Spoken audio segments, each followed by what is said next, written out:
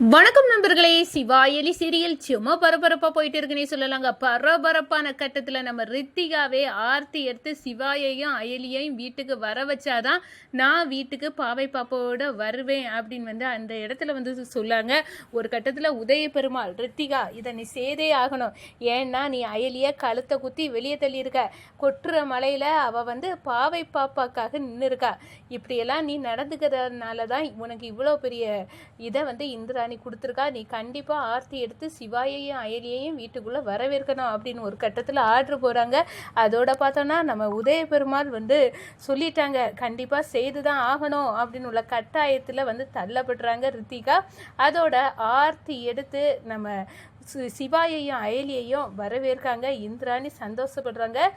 இனி இவங்க என்னோட கெஸ்ட், இவங்க இந்த வீட்டில் தான் இருப்பாங்க, எங்கேயும் போக மாட்டாங்க, இது என் பாவை பாப்பாவுக்காக நான் எடுத்த முடிவு அப்படின்னு இந்திராணி சொல்கிறாங்கங்க. அதை பற்றி தான் இந்த வீடியோக்குள்ளே பார்க்க போகிறோம். அதுக்கு முன்னாடி சேனலுக்கு லைக் அண்ட் சப்ஸ்கிரைப் பண்ணுங்கள் ஃப்ரெண்ட்ஸ். பக்கத்தில் இருக்க பெல் ஐக்கானையும் கிளிக் பண்ணுங்கள். அப்போ தான் நான் போடுற ஒவ்வொரு வீடியோவும் நோட்டிஃபிகேஷனாக உங்களுக்கு கிடைக்கும்.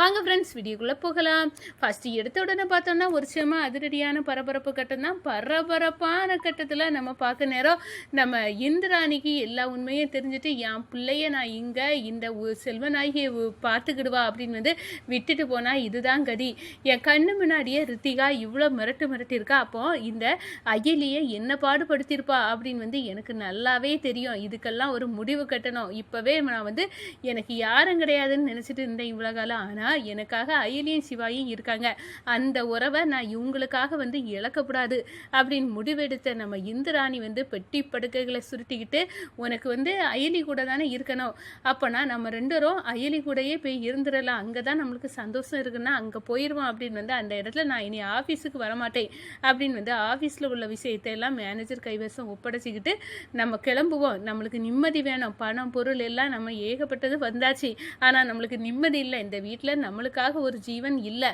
அப்படின்னு இந்திராணி மனசில் அப்படியே நொறுங்கி போகுது. அப்போ தான் இதுக்கு மேலே இந்த மனசாட்சி கெட்ட ஜென்மங்கள்கிட்ட இருந்து எந்த பிரோஜனமும் இல்லை அப்படின்னு பெட்டி படுக்கைகளை சுருட்டிக்கிட்டு நேரடியாக நம்ம சிவா அயலி வீட்டுக்கு கிளம்புறாங்க. ஒரு கட்டத்தில் யார் இந்த நேரத்தில் காலிங் பில் அடிக்கிறது அப்படின்னு சொல்ல நேரம் அயலி தெரியாது, போய் பாருங்க அப்படின்னு அனுப்பிவிட நம்ம சிவா போய் துறக்குறாங்க. நம்ம இந்திராணியும் பாவை பாப்பாவும் பெட்டி படுக்கையோட சுருட்டிட்டு நிற்கிறத பார்த்தோன்னா அடடா அக்கா எதுக்காக இப்போ இங்கே வந்தாங்க, இவங்க நம்ம அயலி அங்கே போன பிறகு காலத்தை குத்தி வெளியே தள்ளி விட்டுருக்கா ரித்திகா, இந்த விஷயத்தெல்லாம் கேட்டு தான் வந்திருப்பாங்க போல இருக்கு, என்னக்கா அப்படின்னு சொன்ன நேரம் நான் இந்த வீட்டில் உங்க கூட தங்கலாமா, எனக்கு அந்த உரிமை உண்டா அப்படின்னு கேட்க நேரம் அக்கா இது உங்க வீடு, நீங்க வரதுக்கு நான் தான்க்கா கொடுத்து வச்சிருக்கேன், நான் வாங்கக்கா அப்படின்னு நம்ம சிவா இந்திராணி கையை பிடிச்சிக்கிட்டு பாவை பாப்பாவை கூட்டிட்டு வில்லுக்க போறாங்க. நம்ம அயலி பார்க்குறாங்க, ஏகப்பட்ட சந்தோஷம். என்னது எனக்காக இப்படி நான் உங்க வீட்டில் பாவைக்கே பார்த்துடணும், பாவைக்கே சாப்பாடு ஊட்டிடணும்னு இருந்தேன், ஆனால் ஒரு கட்டத்தில் ஒருத்தங்களும் என்னை ஊட்ட உடலை என்னை கழுத்தை குத்தி வெளியே தள்ளி விட்டுட்டாங்க அண்ணி அப்படின்னு கதறி அலறாங்க இந்திராணியை பார்த்து. அப்போதான் என் வீட்டில் உள்ளவங்க என்ன பாடுபடுத்தியிருப்பாங்க, உன்னை எவ்வளோ கொடுமைப்படுத்தியிருப்பாங்கன்னு எனக்கு நல்லாவே தெரியும் ரித்திகா, ஏன்னா என்னோட பாவை சாப்பிடாம இருந்தா நீ செல்வநாயகியும் அதே நேரத்தில் ரித்திகாவும் சேர்ந்து எப்படி மிரட்டுனாங்கன்னு நானே கண்கூட பார்த்தேன். ஒரு சின்ன பிள்ளைய இப்படி மிரட்டுனவா உன்னை சும்மாவா விடுவா, ரித்திகா ஒரு மனசாட்சி கெட்ட ஜென்மம், அந்த குடும்பத்தில் எனக்காக ஒரு ஜீவன் இல்லைன்னு ஃபீல் ஆச்சு, அதுக்கு பிறகு அந்த வீட்டில் நான் இருக்கக்கூடாதுன்னு முடிவெடுத்தேன், அதான் இங்கே வந்துட்டேன், உங்களை நம்பி வந்திருக்கேன் அப்படின்னு சொன்னாரா. அண்ணி இந்த வீடு உங்கள் வீடு தான், தாராளமாக இந்த வீட்டில் இருங்க அப்படின்னு நம்ம அயலி சொல்கிறாங்க. ஒரு கட்டத்தில் பார்த்தோன்னா நம்ம குடும்பத்து வீட்டில் இன்னும் இந்திராணி ஏன் வரலை, பாவை பாப்பாவையும் காணலை, ரெண்டு பேரும் எங்கே போனாங்க அப்படின்னு அந்த இடத்துல உதய பெருமாள் செல்வநாயகி எல்லாரும் தேடுறாங்க. ஒரு கட்டத்தில் பார்த்தோன்னா ஆஃபீஸுக்கு அடித்து ஆஃபீஸ்லேயே இந்திராணி பாவையை கூட்டிகிட்டு வந்திருக்கா அப்படின்னு கேட்க நேரம் அங்கேயும் வரல அப்படின்னு சொல்ல நேரம் எங்கே போயிட்டா இவ அப்படின்னு அந்த இடத்துல செல்வநாயகியும் உதய பெருமாளும் சந்தேகத்தோட நீ அயலிக்கிட்டெல்லாம் நடந்துக்கிறத பார்த்து தான்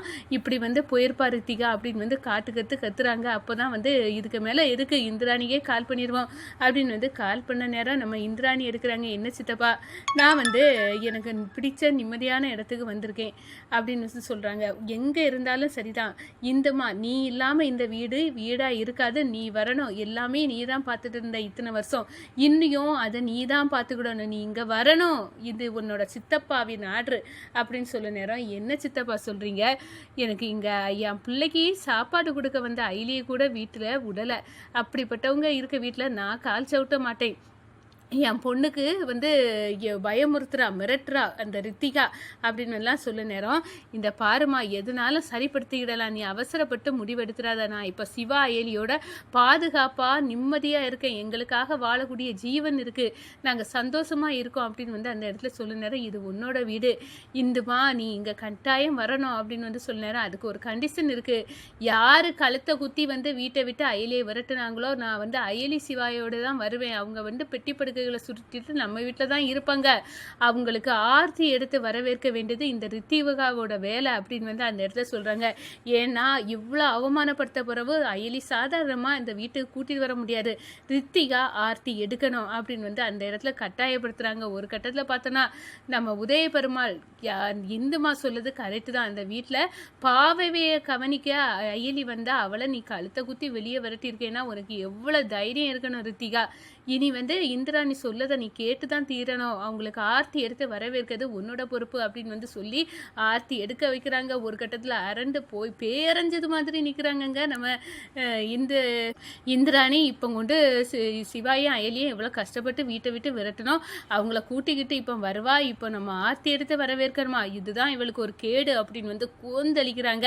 அதோட பார்த்தோன்னா இப்போ நீ செய்தரு நம்ம பிறகு பார்த்துக்கிடலாம் அப்படின்னு செல்வநாயகி சொல்கிறாங்க. இந்த பாரு ரித்திகா, இப்போ அவசரப்பட்டு எந்த முடிவையும் எடுக்காத, ஏன்னா மொத்த குடும்பமோ நீ கழுத்தை குத்தி அவளை வெளியே தள்ளனால உன் மேலே கோபத்தில் இருக்காங்க. அதோட அந்த குட்டி பிசாசு அந்த பாவையை நீ அடித்ததும் அது மிரட்டுனதும் இது எல்லாமே பிடிக்காம இந்திராணி இப்படி ஒரு முடிவெடுத்திருக்கா, அவளோட நடவடிக்கை ஸ்ட்ராங்காக இருக்கும், அவளோட இன்னொரு முகம் எனக்கு தெரியும், அதனால் இந்த விஷயத்தில் நீ இதுக்கு மேலே அடம் பிடிக்காத ரித்திகா, ஒரு முடிவு எடுத்துட்டானா டக்கு நீ பண்ணிரு அப்படின்னு அந்த இடத்துல சொல்ல நேரம், வேற வழியே இல்லை, நம்ம செய்து தான் ஆகணும் போல் அப்படின்னு அந்த இடத்துல செல்வநாயகி சொல்லி நம்ம ரித்திகா ஆர்த்தி எடுக்கிறாங்க. அதே நேரத்தில் நம்ம சிவா அயலி பாவை பாப்பா இந்துராணி எல்லாருமே வராங்க.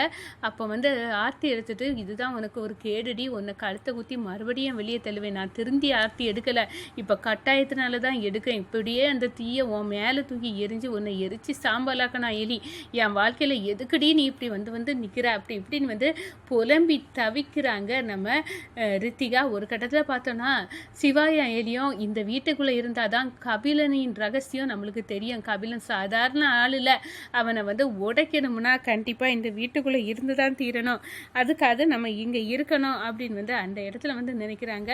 ஒரு கட்டத்தில் பார்த்தோன்னா அப்படியே நம்ம கபிலன் முறைக்கிறாங்க, எவ்வளோ சொல்லியும் நம்ம விரட்டியும் அக்கா மறுபடியும் இந்த அயலியும் சிவாயும் வீட்டுக்குள்ளே கூட்டிகிட்டு வந்துட்டாங்களே அப்படின்னு கோபத்தோடு இருக்கிறாங்க. நீ என்ன நினச்சாலும் சரிடா, இதுதான் என் வீடு, கண்டிப்பாக இந்த வீட்டை விட்டு போகிறதில்ல அப்படின்னு கங்கணம் கட்டுறாங்கங்க நம்ம சிவா.